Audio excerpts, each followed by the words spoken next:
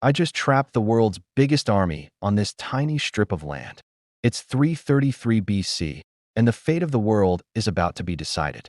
This is Alexander. He's 23 years old, and he's about to fight the king of the Persian Empire for control of the entire world.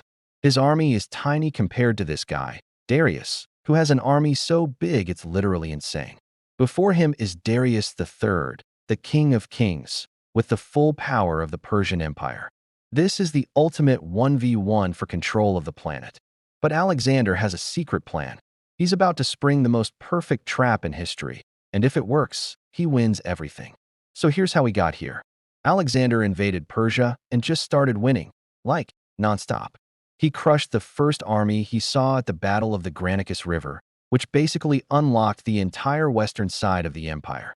He spent months just marching down the coast, taking over cities and all the naval bases that powered Persia's fleet. For months, the Persian king, Darius III, was watching this whole time, probably thinking Alexander was just some small problem. But with Alexander pushing deeper into his territory, Darius knew he had to handle this himself. So he gathered a gigantic army from all over his empire. His plan was actually genius. He snuck his entire army behind Alexander, cutting off all his food and supplies. He wanted to force Alexander to fight on a huge open field where his massive army could just swallow the Macedonians. The plan worked perfectly.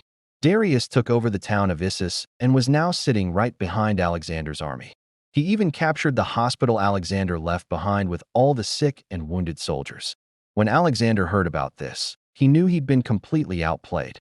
His supply lines were gone. He couldn't retreat. The only way out was to turn around and fight this ridiculously huge army. Darius thought he had won. He had no idea he'd just walked into Alexander's trap.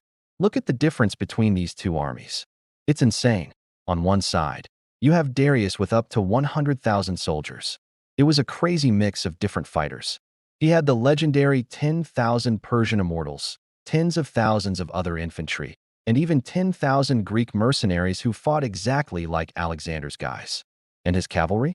It was absolutely massive. Darius was so confident. He was just chilling in the center waiting for the win. Facing this giant was Alexander's army of fewer than 40,000. But what they didn't have in size, they had in pure skill and loyalty. These guys were professionals, not just random recruits. They were hardened by years of insane fighting under Alexander and his dad, Philip II.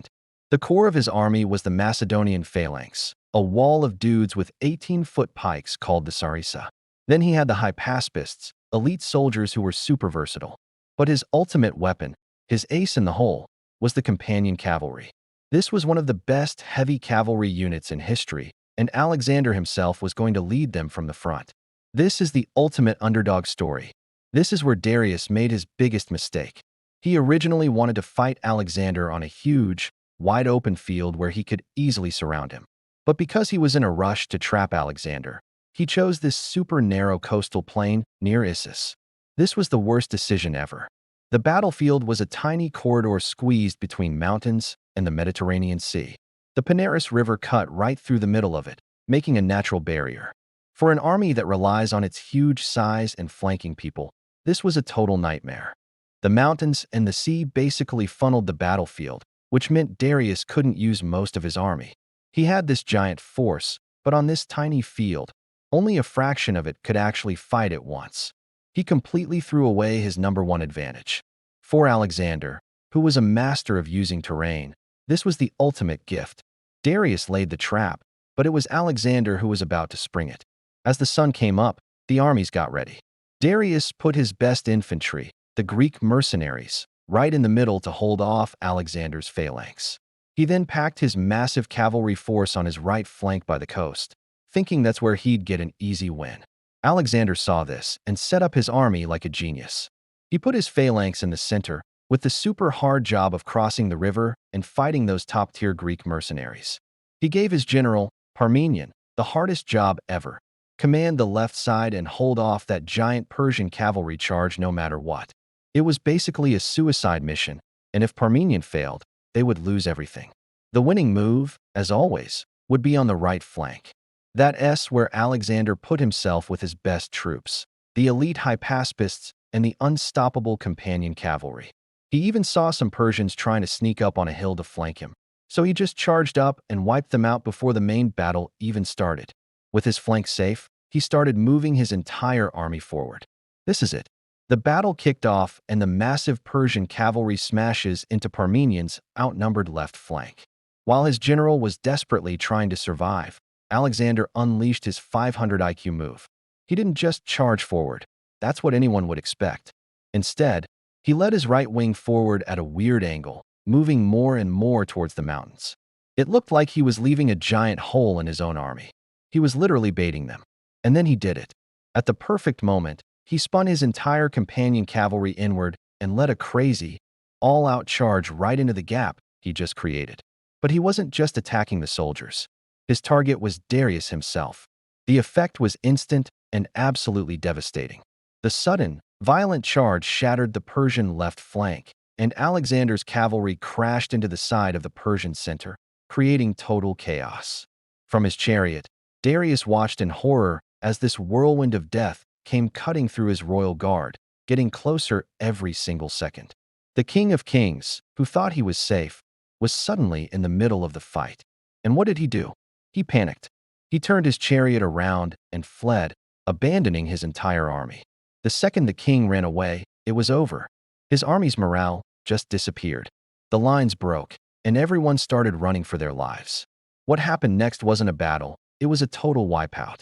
The Persian army was panicking, packed so tightly together on the narrow field they were literally tripping over each other to escape. Alexander's forces chased them down relentlessly. The Macedonians captured the entire Persian camp, which was like winning the lottery. They found a crazy amount of treasure and, get this, Darius's own family, his mother, his wife, and his children. But in a genius move, Alexander treated them with complete respect, sending a powerful message that he was the rightful new king. After this, a totally humbled Darius sent a message to Alexander. He offered peace, half of his entire empire, and a massive ransom for his family. And Alexander said no. He didn't want half the empire. He was coming for all of it.